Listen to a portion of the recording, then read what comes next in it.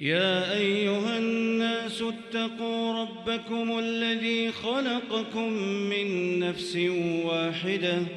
وخلق منها زوجها وبث منهما رجالا كثيرا ونساء واتقوا الله الذي تساءلون به والأرحام إن الله كان عليكم رقيبا وآتوا اليتامى أموالهم ولا تتبدلوا الخبيث بالطيب ولا تأكلوا أموالهم إلى أموالكم إنه كان حوبا كبيرا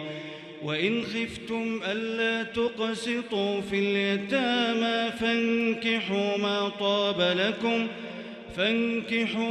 طاب لكم من النساء مثنى وثلاث ورباع فإن خفتم ألا تعدلوا فواحدة أو ما ملكت أيمانكم ذلك أدنى ألا تعولوا وآتوا النساء صدقاتهن نحلة فإن طبن لكم عن شيء منه نفسا فكلوه هنيئا مريئا ولا تؤتوا السفهاء أموالكم التي جعل الله لكم قياما وارزقوهم فيها واكسوهم وقولوا لهم قولا معروفا وابتلوا اليتامى حتى إذا بلغوا النكاح فإن آنستم منهم رشدا فادفعوا إليهم أموالهم ولا تأكلوها إسرافا وبدارا أن يكبروا ومن كان غنيا فليستعفف ومن كان فقيرا فليأكل بالمعروف فإذا دفعتم إليهم أموالهم فأشهدوا عليهم وكفى بالله حسيبا للرجال نصيب مما ترك الوالدان والأقربون وللنساء نصيب مما ترك الوالدان والأقربون مما قل منه أو كثر نصيبا مفروضا وإذا حضر القسمة أولو القربى واليتامى والمساكين فارزقوهم منه وقولوا لهم قولا معروفا وليخشى الذين لو تركوا من خلفهم ذرية ضعافا خافوا عليهم فليتقوا الله وليقولوا قولا سديدا إن الذين يأكلون أموال اليتامى ظلما إنما يأكلون في بطونهم نارا وسيصلون سعيرا يوصيكم الله في أولادكم للذكر مثل حظ الأنثيين فإن كن نساء فوق 2 فلهن ثلثا ما ترك وإن كانت واحدة فلها النصف ولأبويه لكل واحد منهما السدس مما ترك إن كان له ولد فإن لم يكن له ولد وورثه أبواه فلأمه الثلث فإن كان له إخوة فلأمه السدس من بعد وصية يوصي بها أو دين آباؤكم وأبناؤكم لا تدرون أيهم أقرب لكم نفعا فريضة من الله إن الله كان عليما حكيما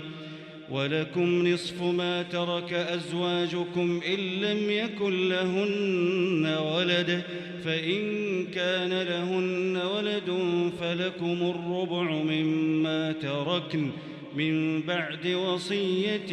يوصين بها أو دين، ولهن الربع مما تركتم إن لم يكن لكم ولد، فإن كان لكم ولد فلهن الثمن مما تركتم من بعد وصية توصون بها أو دين، وإن كان رجل يورث كلالة أو امرأة وله أخ أو أخت فلكل واحد منهما السدس، فإن كانوا أكثر من ذلك فهم شركاء في الثلث من بعد وصية يوصى بها أو دين غير مضار، وصية من الله والله عليم حليم.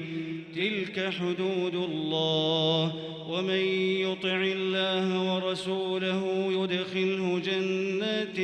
تجري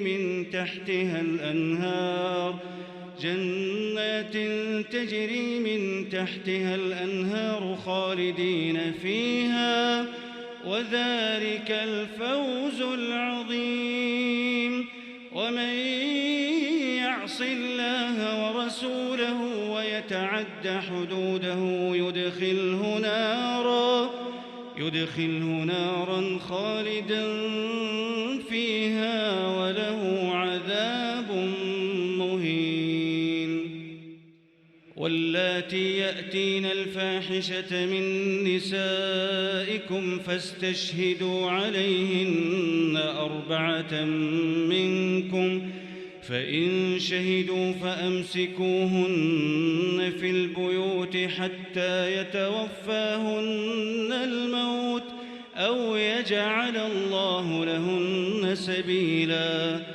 واللذان يأتيانها منكم فآذوهما، فإن تابا وأصلحا فأعرضوا عنهما، إن الله كان توابا رحيما. إنما التوبة على الله للذين يعملون السوء بجهالة ثم